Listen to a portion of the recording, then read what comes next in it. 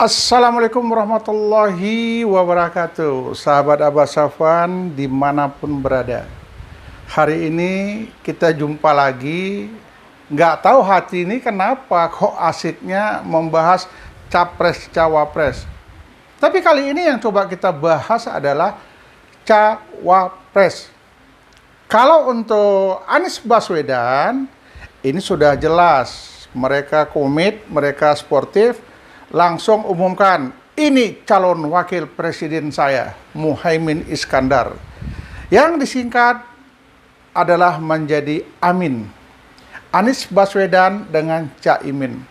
Orang ribut. Kapan deklarasi? Kapan deklarasi untuk Nasdem?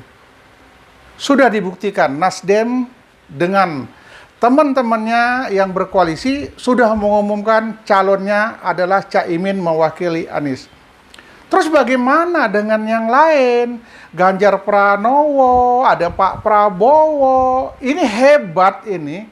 Hebatnya di mana? Berbondong-bondong orang datang ingin menjadi cawapres.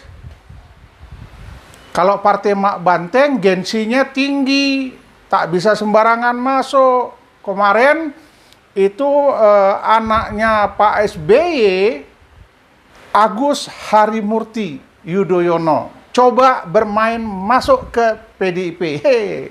Tidak dapat penghargaan sedikit pun.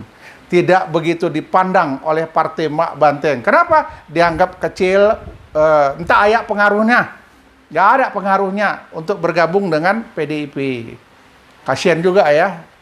AHY sudah bagus-bagus bergabung dengan Anies, kemudian wibawa, pamornya, auranya sudah naik, tiba-tiba ngotot ingin jadi wakilnya Anies, karena tidak diberi kesempatan, akhirnya keluar. Nah, sekarang luntang-lantung AHY. Di PDIP, Partai Mak Banteng tidak dianggap, begitu masuk di Prabowo sebagai pelengkap untuk rame-ramein aja. Nggak bakal menjadi calon wakil presidennya Pak Prabowo. Kemudian sekarang ini yang mau jadi calon wakilnya Prabowo antri habis-habisan. Kemudian ada yang nekat lagi memasang fotonya bersama dengan Pak Prabowo. Ini sudah viral akhir-akhir ini ya. Yusril Ija Mahendra masang berdampingan, siap mendukung Pak Prabowo. Tahu kita supaya dipilih jadi wakilnya presiden. Nggak ngaruh ya. Kenapa? Ada lebih kurang hampir 10 yang ngantri. 10 orang yang ngantri untuk menjadi calon wakil presiden Pak Prabowo. Ya, siapa-siapa aja itu. Ya, dulu pernah muncul digadang-gadang Ridwan Kamil. Ya, sosok yang betul-betul pemimpin muda yang berprestasi, penuh wibawa, karisma, tetapi dia nggak tahu ada seniornya di situ. Dengan adanya seniornya di situ, tak beranilah dia. Siapa seniornya di situ? Ya, kita sudah tahu seniornya di situ adalah Ketua Golkar. Kalau sudah ada Erlangga Hartarto, ciut Pak Ridwan Kamil. Jadi akhirnya berpikir 2 kali, kemudian ditawarkan Ridwan Kamil siap-siap menjadi gubernur DKI. Nah, itu kemungkinan Ridwan Kamil bisa jadi gubernur DKI dengan dukungan dari Golkar dan lain sebagainya. Karena Ridwan Kamil sosok pemimpin yang luar biasa. Siapa dia? Erick Thohir. Erick Thohir sudah kampanye kemana-mana, menawarkan diri siap mendampingi Pak Prabowo, siap mendampingi Ganjar. Ini pelin-pelan ini. Ya, nggak di Ganjar, di Prabowo pun jadilah gitu. Kita nggak tahu, banyak orang menjatuhkan harga dirinya demi bisa berpasangan dengan Pak Prabowo. Jadi Prabowo betul-betul menjadi bintang. Kenapa Prabowo menjadi bintang? Bukan Ganjar lagi, karena Pak Prabowo mendapat rekomendasi dari Pak Lurah. Sehingga Ganjar tidak begitu di-endorse lagi sekarang. Yang banyak di-endorse itu adalah Pak Prabowo sama Pak Lurah. Jadi ini ngantri gitu. Dulu pernah juga Pak Prabowo coba-coba Pak Prabowo ini dipasangkan dengan Muhaimin. Muhaimin sadar diri karena maunya Prabowo itu bukan orang-orang yang seperti dia dan lainnya. Yang diincar oleh Prabowo itu adalah putra mahkota Pak Lurah.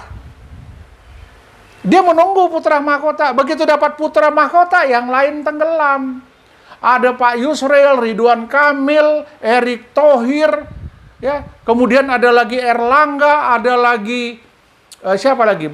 Muhaimin Iskandar dulu sempat ngantri. Kemudian terakhir Khofifah juga saat ini lagi gencar-gencar, nggak laku. Yang diincar oleh Pak Prabowo hanya putra mahkota Pak Lurah. Nah, jadi teman-teman bisa bayangkan apa yang akan terjadi jika nanti putra mahkota Pak Lurah menjadi pendamping Pak Prabowo seandainya MK meluruskan masalah umur 35 tahun bisa menjadi seorang calon presiden atau wakil presiden. Ini lagi digodok. Jika ini gol, secara otomatis putra mahkota akan menjadi pasangan Pak Prabowo. Prediksi saya pribadi, 2024 presidennya putra mahkota. Lihat saja nanti. Ya, sama-sama kita saksikan, Prabowo sudah berapa sekarang usianya. Kemudian Prabowo masih ada masalah-masalah yang belum dimunculkan. Begitu nanti dimunculkan masalah, Pak Prabowo menang, kemudian Pak Prabowo dimasalahkan, maka putra mahkota akan menjadi presiden. Hati-hati. Coba pelajari lebih lanjut, ikuti permainan politik ini. Politik ini kejam, politik ini jahat. Kalau kita tidak bisa memahaminya. Politik ini raja tega. Tidak ada kesetiaan, yang ada hanya kepentingan.